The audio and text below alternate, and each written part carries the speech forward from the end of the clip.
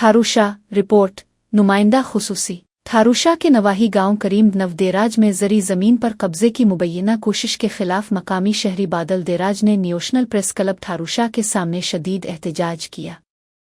एहतजाज के दौरान बादल देराज ने मीडिया से गुफ्तगू करते हुए बताया कि इसकी ज़री ज़मीन जो तकरीबन 1 एकड़ और 5 घंटों पर मुश्तमिल है पर बासर ठेकेदार हाजी खालिद मसूद चुनो जाली दस्तावेजात दिखाकर कब्जा करने की कोशिश कर रहा है।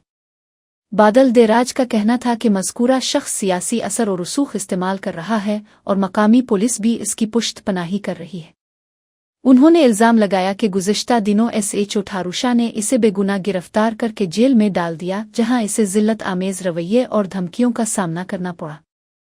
उनके मुताबिक SHO ने मुबैना तौर पर बासर अफराद से रिश्वत लेकर इंसाफ का खून किया और इस पर ज़मीन की मलकियत छोड़ने के लिए दबाव डाला।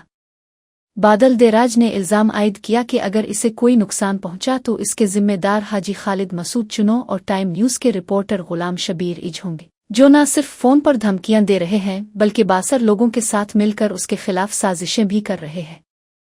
इन्होंने मज़ीद कहा कि गुलाम शबीर इज खुद को सहाफ़ी कहता है, मगर दरहकीकत वो बासर अफराद का आलाकार बन चुका है जो सहाफ़त के नाम पर बदउनवान अनासिर की ज़ुबान बोल रहा है।